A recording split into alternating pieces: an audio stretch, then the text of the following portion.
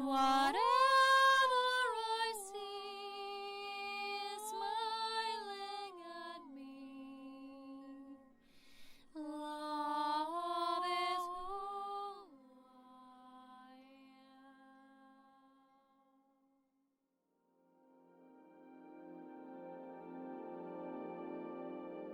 Hello there, beloved Ascension pioneers, all you divine lovers out there, and I want to welcome you to probably the last video of this sequence that I've promised to share, which were the videos on our acquired and applied self-mastery, and what are some of the things that perhaps are still eluding us at times, and some of the things that are very important for us to address at this very pivotal time as we move into a completion of a 9-year cycle. For many of you, this is a very important culmination, and we've just experienced a very profound 12-12 gateway, and I felt a lot of pouring through of many celestial energies, and these things are ongoing. You know, they're never just these fixed linear events, but there are upsurgence of energies that are always required for our mission of attuning Earth to this higher harmonizing frequency, and we're all doing this in our own way, those of you especially who are here as volunteer souls. So I will do my best to kind of keep this at bay in terms of what's really important for this time, although there's so much that you can go into this width of everything that we've been acquiring. So the first thing I want to say is to encourage you to really move towards this completion of the year, towards the end of the year, into what really matters for you, what's really essential at this time, because we can get so lost in the seeming information, disinformation, things happening, holidays even, you know, people get so distracted.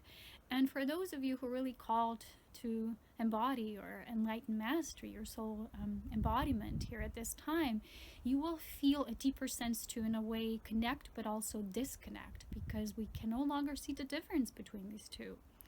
So this video will be mainly comprising of two parts. One part is what we need to let go of, what are we actually moving through, and the other is what's on the other side.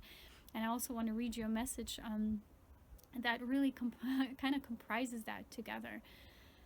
So both are important, because we didn't come here to eliminate things, to kind of keep them away, to polish them away, but we came here to descend to the lowest points of what needed to be transformed, so we can rise it back and transform the energy that is the essential component that's behind what is misaligned and what is disinformed, and what is a template of the density that kind of needs to be surmounted and transformed, so we can be in greater harmony and attunement with the celestial codes and with the greater harmonic universal flow.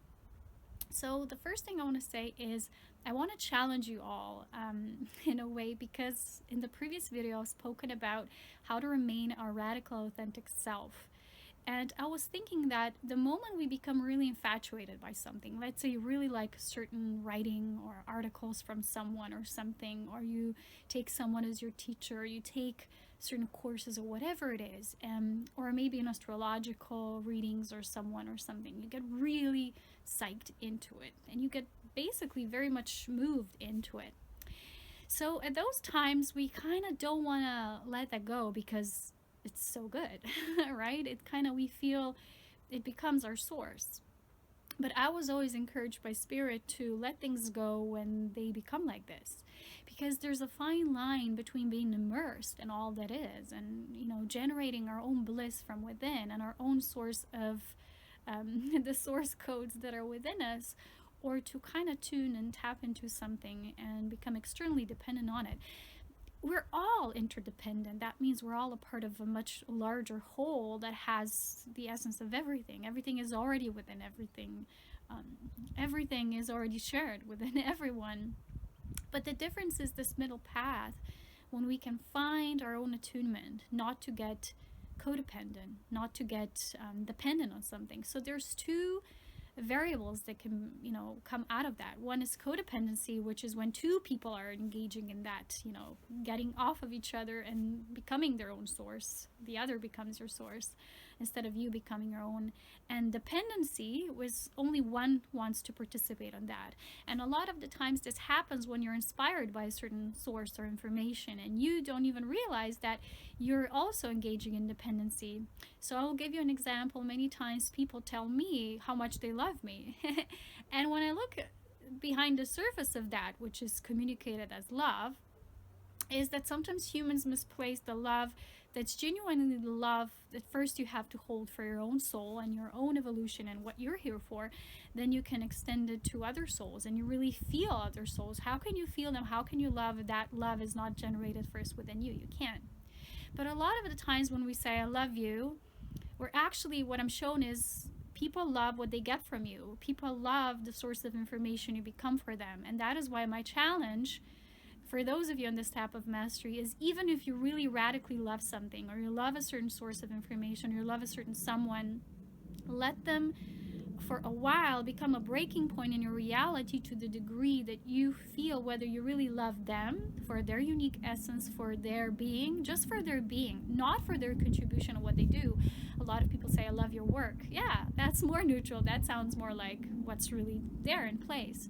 And sometimes people say, oh, I love this, what you share, oh, I love you so much. And it's the essence of what I share. It's what it helps them to activate within themselves that they actually love. It's not that they actually love me. They don't even know me. A lot of souls don't even engage personally, on the level that they can really feel the intimacy. That for me, I wouldn't say I express love when it's really intimate, when it's really deep, in a different sense. So for people, they might think that that is in a way that you're withdrawn from it, but you're not withdrawn. You're not attached. You're not detached, which means you're a part of it all. You're feeling, and you can love even at a distance. You can love everyone and everything. You become a greater lover of all life. Life is source. Source is life. You're immersed in it. So you don't have to love a particular being specifically for their contribution, for their upliftment in your journey, because that upliftment first flows through you. So I see there's so much information, and anyone now can become anything online. Anyone can be a star, in YouTube. Anyone can be a star. And sometimes people take this to the degree that, again, it's not really coming from a place of enlightened being and presence, which truly has nothing to do with wanting to be seen. It has to do with sharing what enlightenment and you living it is all about. So when I do these videos, it's for my love of truth. It's not just, my love of humans. Yeah, humans are a part of that truth, but there's just one part. Humanity is one part. It's not the whole. There's much larger essence in all of life and creation for me. I love that. I love all of it. And for me to only love humanity, for me to only love humans, and to think I only serve humans would be to, kind of like filter that love when it really wants to be wider, when for me it has to be greater in that degree. So I share these things, and they're not to be seen. They're not to be, I have to be popular with what I share. Usually when we speak the truth, we're not popular. We will be not very popular with some people, because there's great beings like Krishnamurti or Osho and many people like that who've been sharing both downsides as well, light and the dark. They've shared what drastically needs to change in the human consciousness if they want to progress and evolve further. And people didn't always like that, and they didn't always respond with, I love light to that, and people who were radical in their thinking and they were free independent thinkers, they also can have people who will throw stones at them, in a literal sense or non-literal sense. But it's not about that. So the moment you start serving the truth, which is your own experiments, your intimate experience of truth, I think Osho said that you can share love, but truth is even deeper to the degree because you can't share it. It's like you share your own experience with it, and that's it. So when our egoic tendency will still be, in a way now in this world where everyone can be anything, will be about self-justification, or look at me, I can do this, I can do that, and people recording themselves in every kind of way, and that's fine. There's nothing wrong with the expression if it's pure. Even if not, it's nothing wrong with it. It's not what I'm saying. I'm saying it's just different essence flowing through. There will be a direct source expression flowing through when it really is through you. And when I speak about these things, sometimes people think, oh, it's so easy. And recently someone asked me on Instagram, they posed a comment and they said, well, do you, because they said something about the divinity always puts them through these hardships. And I said, the divinity doesn't put through hardships. Hardships are only part of the human experience, which in a way it is a part of divinity, but divinity is much larger than just our human experience. So when we think that way, we think of things happening to us when in truth they're not. They're simply happening, period. Okay? That's the more neutral approach to life. And they asked me later, well, don't you have, or never you had any hardships? And I was laughing to myself because I'm like, people don't even know. And why they don't know is because we keep these things to ourselves because they're our own initiations. I don't need to discuss my stories and, you know, all these things because I even transcended the level of things happening to me. I used to take things too much at heart. And at that moment, I noticed that it kind of prevents my service to be in flow, because it keeps you in a lower vibration and it keeps you in this mode of becoming one with the drama or the problem. And for me, drama means a play, right? A theatrical play is always of ego, because only ego loves to play the scenarios out. So it eventually could notice itself doing that and stop, you know, and say, wow, I'm part of a much larger whole, so why would I need to lash out in this way, you know, or drama. So any kind of ego battlement or, you know, whatever it is playing out is drama for me. So when you transcend that and you know you're not a part of it, but it's still happening, is it's happening, period. But it's not happening to me or to you. It's simply happening as variables of the human experience that coexist in this simultaneous source experience that we're all within, but we're still creators of our own vibration and experience. So even for you, you don't have to say things are happening to you. If you're having the worst dramas, look at the source of them. And if you are plucked yourself out of that and you're no longer the source, then ask yourself if someone else is perhaps that source. And why are you then still participating? So this way we're going to be radically honest. And people who speak truth in that way won't always be understood, because you have to go through your own experience of that to be understood. Yourself, through yourself. So when that person asked me that question, I was laughing to myself, because people don't know. They simply assume. You say something and they assume right away. And of course I've had hardships.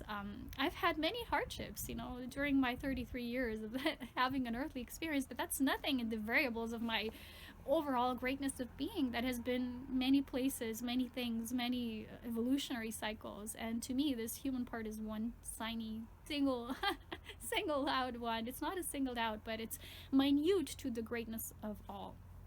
So I just don't have the way that I would need to address things as specific events in terms of happenings like drama, scenarios. I've told you stories, archetypes, essences, and soul, the core. Only there a true meaning of what's really taking place can be found. And for me, whatever I go through, I transform it, I alchemize it, so I get to the core, and then I share through the diamond, reflected through the wisdom of that. I don't need to share the external stories, because they're just the triggers that get me to, you know, sharing what I do. And to be very blunt, in a human way, I've had many hardships, you know, but first they were taking stage in a placement within my personal life. But as I've stepped and I was, in a way, overflown, overlighted by my greater self, is when my greater self started to come into my physical form. Which means that a greater part of my soul, as it's many times described in Dolores Cannon's books, so check that out. There's many scenarios written there about that process, why the body vehicle needs to be for higher souls, more evolved, and needs to be ready to hold that vibration, so it sometimes comes in stages and layers. So for me, the first part was the stories were taking place on just my personal lives, and many people are still experiencing just their personal lives. But as you start to grow to the service that's planetary, that's communal, it's within unity, you no longer will experience things as just for you, happening to you. Like I said, you will transcend that, and I have grown through that, because now I see they're just happening, period. If someone is being a jerk, it's happening. It's not happening to me. Their experience. How I will respond and carry myself within it, that makes me either a master of that experience of earth or not. And at a moment I choose, and I'm in alignment with that or not. But that's it. That's about everything that's important. So when the bigger purpose begins, it just means more expanded. The experiences are no longer that personal. They're more reflected towards the whole, and that's why when I share these messages, that's what it's about. And in my life, all these hardships, they included many things. I've had psychopaths, I had stalkers, I had people, copycats, impersonating what I did. I had people stealing what I say, kind of putting it and doing without doing their own work, like real energetic work, just sharing it. And I've seen and witnessed everything. And sometimes I'm 33, and sometimes I go like, what all do I have to experience? And I'm not even that old, and I'm laughing to myself. But it simply, Spirit always shows me, it says yes, because Earth is so various. And it's simply happening, period. It's not happening to you. You are your own destined reality, because you're always creating that heaven within you. And whatever took place in the outer world, I had to transform it through simply knowing it's simply happening. I don't have to engage with it. I can simply address it. I can see it for what it is. And when you're a wise one, let me tell you this, things cannot be hidden from you. I have seen people who try to lie to you, and lying is worst. I mean, I'm not judging it, but lying is such a low density. Even like I've shared with you before, even when we say it's just a white light, doesn't exist. White is the light of truth and purity. There's no sense of lying there. So drop the act. It doesn't exist. These are all excuses we tell to ourselves because we don't want to progress further into the purity that we truly are. Because we're kind of like, just playing around, being, deluding ourselves. And when I see people deluding themselves, they're always going to go in circles, and they're trying to cover up one lie with the other, and it's tiny lies, and then they add up to big ones when they just don't want to admit what's really about. And then you witness that, and sometimes I think when people try to do that, I'm looking at them or just looking into the awareness of what's taking place if the person's not there physically, and I'm thinking, what the heck? I'm like, who are you talking to? It's me. And I'm laughing because when you're a wise one, nothing can get away from you. Nothing is hidden from you. I remember years back when I had my first star chart reading from these beautiful women who do that on Starseed Hotline, Starseed Academy, I don't know how it's called, but they're amazing women there, serving and assisting so many people who are walking into this awareness of what they're here to do, as in just not just for them, but for the planet. It's a planetary upliftment thing. And when I had my first reading, I had it from both of them, the women there, one first and then one later, and they both said the same thing. I have a direct truth alignment frequency source there that things cannot stay hidden from me for a very long time because I have this core truth alignment.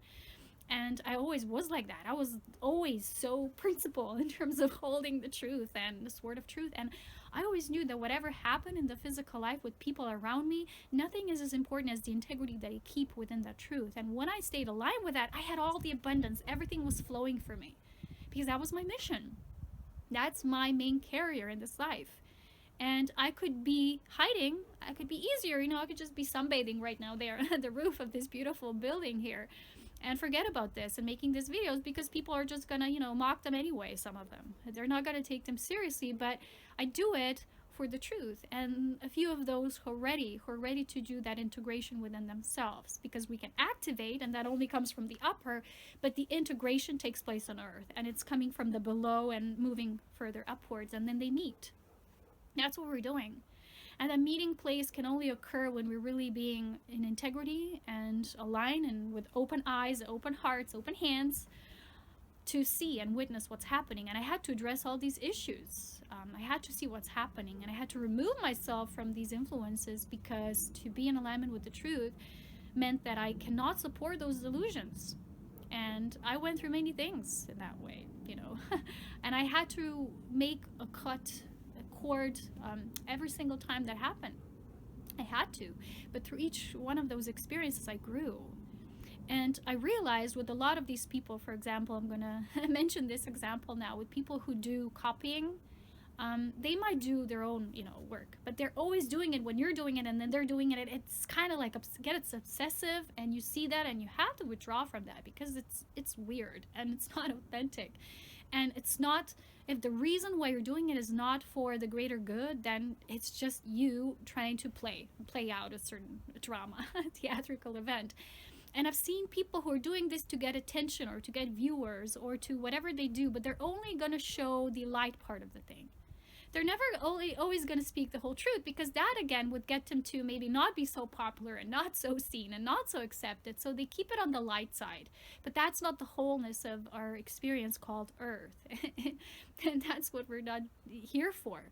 So it's just delusion, basically. And I've had to witness a lot of that, and it still gave me the courage to simply stick with my guns, to stick with what I know, to keep persisting, because every time that happened, I got confirmation to just keep moving in the direction of truth. And every time, I was in flow, I was in alignment, everything worked out. But I had to remove a lot of the weeds on the way because of that, because I've seen a lot of superficial acts, and from people who just want to be noticed and seen, and they're doing it either for the fame, so they're copying and taking, and it's not for the right reason. It's not to serve the light of truth. It's not to serve divine love. It's to speak about it, but that's one thing. So we can dance on old dance floor and do whatever we want, and it's just to be seen, but it's not for the greater reason. And I'm saying that's just the personal experience we have.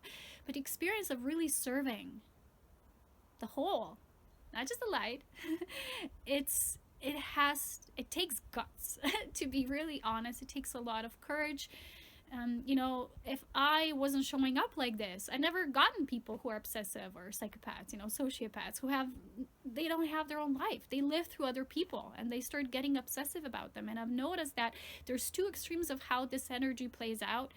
And for the masculine, they can get very obsessive and they can get very freaky. They start stalking, they start online stalking, all those things. And with the feminine, they start competing, and they want to be just like, instead of being like they are. And when I witnessed all those things, each and every time, Spirit always told me that's just what is still happening. That's still what's happening as a part of the human psyche. And those of us who are here to show all the bits and pieces, we're not just saying, oh, it's all good, or just selling people the good stuff. We have to move through that to get on the other side. And that's why I want to share this beautiful message with you, because I wanted to get these cards out, right? It's Osha's Transformation Tarot. It's so good. I really love the parables here and the stories. And 3 days in a row, I got the Gates of Heaven card. And I'm like, why is this keeps coming up? And then I'm like, okay, I'm supposed to read you this story because I wanted to read you another one. And then I asked today, and this one came out again. So we're going to read that, and then I'm going to finish what's the other side of this experience when we simply embrace all those things as they're happening, period. We don't have to associate with them. We can choose our own inner alignment of heaven. So even if things that you're perceiving as dramatic, or, it's like, oh, these people are weird, that's happening, you can still live your own heaven. You as a master, you don't have to be dependent on what others are experiencing and what they're throwing at you. You are a part of the collective, yes, but you are still creating your own beautiful, you're not withdrawing from things, but you are still within all that is and coexist. You can't withdraw anyway, because we're all in it, right? We're all in the same cosmic soup. But you are making your own choices with alignment with your mastery. So one of the stories that I wanted to read from here was something happened. There was a village and people, and something happened with this old man who had this horse. He had this beautiful horse, and he didn't want to sell it to them, and people were like, oh, why didn't you sell it, blah blah blah. And then something happened with the horse, and they were like, you see, you didn't want to sell it, now it ran away, blah blah. People created all these drama, and every time they came to him and expressed it that way, he simply said, no, that's just it. The horse ran away, period. They made it into a story like the horse ran away and now this will happen and that will happen. He said, no, the horse just ran away. That's all I know in the now, period. So each time they come with a different story, he simply said, no, just this is happening and just this I know. So a lot of humans are still pretending they know things, and for others, and we're so smart and we know this and we know that, and we can't. When people say to me, or when they talk about things like, oh, Jesus says, and I'm like, really? Did he tell you? Did you have a personal meeting with him in the physical? How do you know? We are taking things 2,000 and more, and even about other masters who were predecessors many, many, many more thousands years ago. We're taking those things that we basically know nothing about, and we're making an assumption of what these people were actually saying, when we know that they weren't the ones writing the books. It was like, oh, Jesus said, really? I never had a meeting with him in the physical, not in this life. I always feel that when I tune into these beings, their essence, it's just their essence. It's not the words. And when people say, oh, I'm hearing these voices, it's the angels and it's those. And recently I just watched Saint Germain again, and he said, these voices, they're your own angels, masters, guides. They don't have voices. They don't speak that way. And I'm saying exactly what I always been trying to tell people through my videos. The voices are different aspects of us. They want to be seen and embraced and integrated, and we need to work with them. But they're not what we think about. And when we get fanatical about it, we can create immense beliefs around it. And when the belief is so big that it grows into a specific expression that's very, in a way, domineering, and it prevents you further integration and evolution, it becomes fanatic. And these huge things are happening. So how do we know? Everything I know about Jesus is he was here, he existed, period. Nothing else. I don't need to know. It's not a part of my dharma. I'm not going to make a story about it. And this is true mastery, not making a story about anything. Get away from those stories and simply be intact in alignment with yourself, because there's people saying things and spreading the gospel, which is not even the gospel of the person who they're saying they've been saying it. It's the gospel of men. And you know what manhood and womanhood has been like on this planet? It's been many things. It's been many variables. It's been many expressions, but it definitely has been lacking the core, at the core value. And there were very few people who spread their own gospel, and that's all they knew they can be here for. They spread their word, they moved on.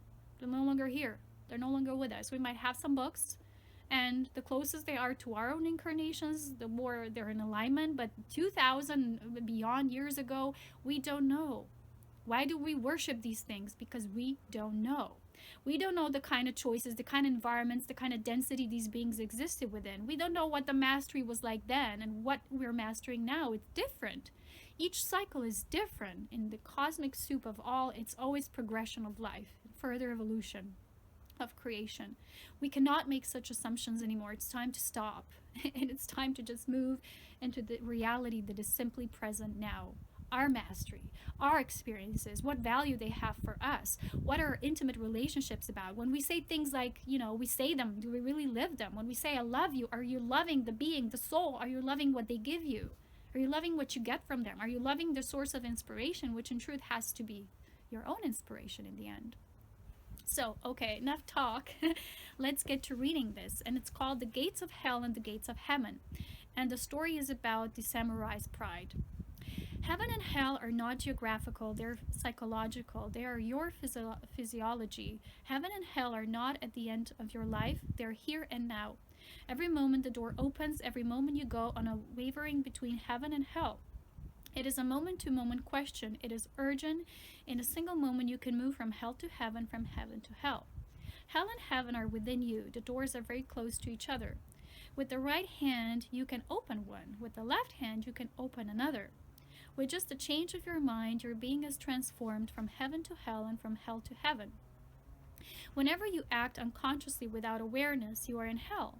Whenever you're conscious, whenever you act with full awareness, you are in heaven.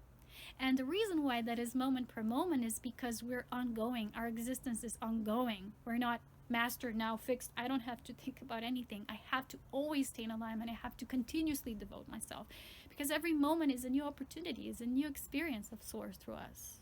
So, not getting lazy about it. Okay, here's the story. The Zen master Hakuin is one of the rare flowerings. A warrior came to him, a samurai, a great soldier, and he asked, "Is there any hell? Is there any heaven? If there is hell and heaven, where are the gates? Where do I enter from? How can I avoid hell and choose heaven?" He was a simple warrior. A warrior is always simple, otherwise he cannot be a warrior. A warrior knows only two things, life and death. His life is always at stake. He is always gambling. He's a simple man. He had not come to learn any doctrine. He wanted to know where the gate was so he could avoid hell and enter heaven. And Hakuin replied in a way only a warrior could understand. What did Hakuin do? He said, "Who are you?" And the warrior replied, "I am a samurai. It's a thing of much pride to be a samurai in Japan. It means being a perfect warrior, a man who will not hesitate a single moment to give his life. For him, life and death are just a game." He said, "I'm a samurai. I'm a leader of samurais. Even the emperor pays respect to me." Hakuin laughed and said, "You, a samurai? You look like a beggar." The samurai's pride was hurt, his ego hammered. He forgot what he had come for. He took out his sword and was just about to kill Hakuin. He forgot that he had come to this master to ask, "Where's the gate of heaven?" To ask, "Where's the gate of hell?" Hakuin laughed and said, "This is the gate of hell." With this sword, this anger, this ego here opens the gate. This is what a warrior can understand. Immediately he understood. This is the gate. He put his sword back in its sheath. And Hakuin said, here opens the gate of heaven. Hell and heaven are within you. Both gates are within you. When you are behaving, unconsciously, there is the gate of hell. When you become alert and conscious, there is the gate of heaven. What happened to this samurai? When he was just about to kill Hakuin, was he conscious? Was he conscious of what he was about to do? Was he conscious of what he had come for? All consciousness had disappeared. When the ego takes over, you cannot be alert. Ego is the drug, the intoxicant that makes you completely unconscious. You act, but the act comes from the unconscious, not from your consciousness. And wherever any act comes from the unconscious, the door of hell is open. Whatsoever you do, if you are not aware of what you're doing, the gate of hell opens. Immediately the samurai became alert. Suddenly, when Hakuin said, this is the gate, you have already opened it, the very situation must have created alertness. A single moment more and Hakuin's head would have been severed. A single moment more and it would have been separated from the body, and Hakuin said, this is the gate of hell. This is not a philosophical answer. No master answers in a philosophical way. Philosophy exists only for a mediocre and enlightened minds. The master responds, but the response is not verbal, it is total. That this man may have killed him is not the point. If you kill me and it makes you alert, it is worth it. Hakuin played the game. This must have happened to the warrior, stopped, sword in hand, with Hakuin just before him. The eyes of Hakuin were laughing, the face was smiling, and the gate of heaven opened. He understood. The sword went back into its sheath. While putting the sword back into the sheath, he must have been totally silent, peaceful. The anger had disappeared. The energy moving in anger had become silence. If you suddenly awake in the middle of anger, you will feel a peace you have never felt before. Energy was moving and suddenly it stops. You will have silence, immediate silence. You will fall into your inner being, and the fall will be so sudden you will become aware. It is not a slow fall. It is so sudden that you cannot remain unaware. You can remain unaware only with routine things. With gradual things, you move so slowly you can't feel movement. This was sudden movement. From activity to non-activity, from thought to no thought, from mind to no mind. As the sword was going back into its sheath, the warrior realized, and Hakuin said, here open the doors of heaven. Silence is the door. Inner peace is the door. Non-violence is the door. Love and compassion are the doors. This is a place where there's no room for fanatic expressions, sociopaths, copycats, haters, all those things. And I have to say one more thing, because a lot of times I'm thinking about how humans would act if they had, like, let's say 3 types of presents in front of them, and they would say, okay, which one you want to open, and you can only open one.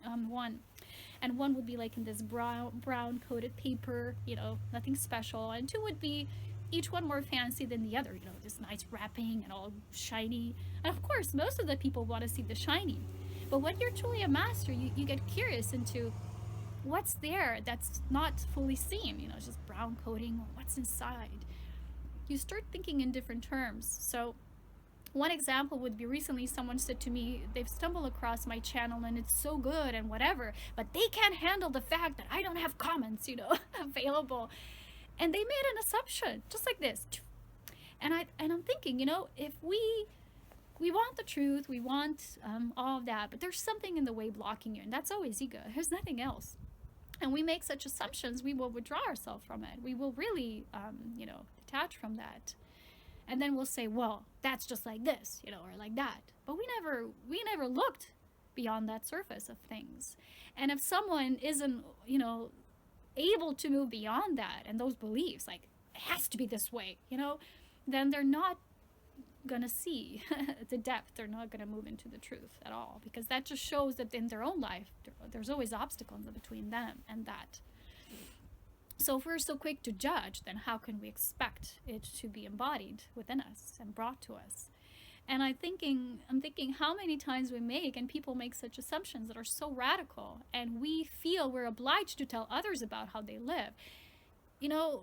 People like that, they haven't walked a mile in my shoes. They don't know what I have to go through. They don't know how it is to expose yourself publicly, not to get attention, and not to speak those things like that. And people who already did this before in many ages past, it's to just shine the light of that truth in all ways. you know, because it's easy to have fans and followers when it's all about the light.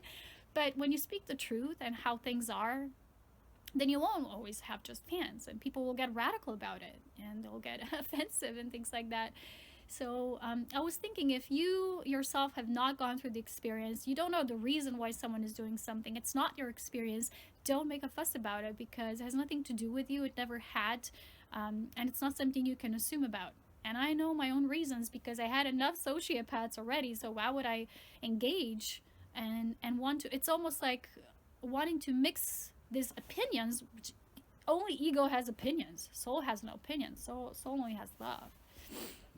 So whoever's doing their own work, it's going to inspire them to do their own work. They're going to take the inspiration and take it to their own reality in their own world. They won't banter, you know, through others. They won't have any need. That's what the ego does. So drop these defenses, drop the ego, see what's behind the coding, what's behind the appearance.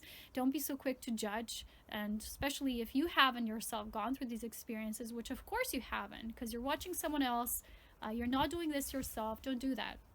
It's offensive. So we have to honor ourselves and the experience of others, because what's the second part of the video, which I want to say, is the other part, which is the bliss. And it's not the same as that superficial, quick kind of self, what's it call it? Like self-pleasing. Bliss is not that. Bliss can be attained in any sense. Even now I'm like terribly cold right now, but I still feel bliss. And it's really an experience that can only grow within you.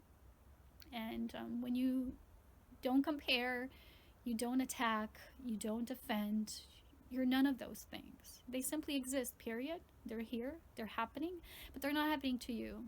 And that's the other side. So my message and the other challenge is for you to have fun, is to live your mastery, is in not taking it seriously. And the moment we take things too much at heart, we're taking them seriously.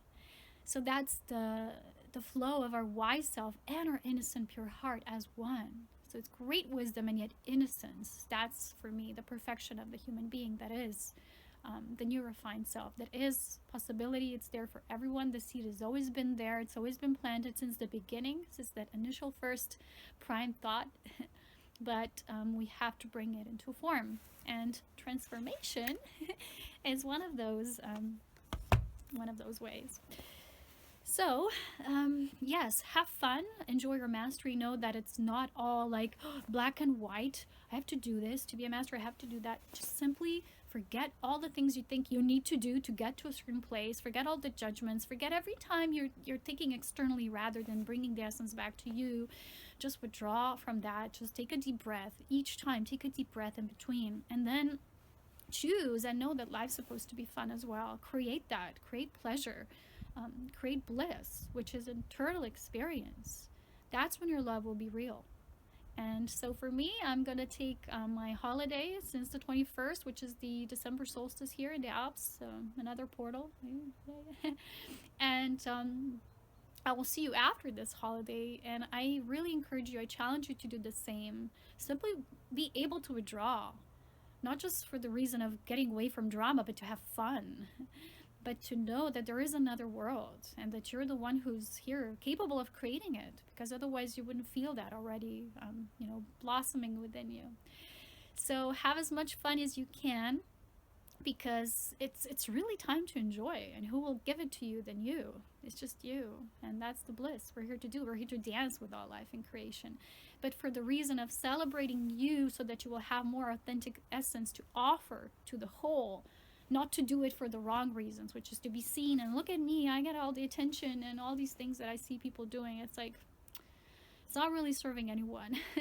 So anyway, I hope you're having fun, and I will see you when I see you. Take a beautiful time off as well, if you can. I know you can, and I know you will. And I'll see you on the other side, which is just pure joy in our innocent heart. So much love is empowered. Take care. I'll talk to you soon.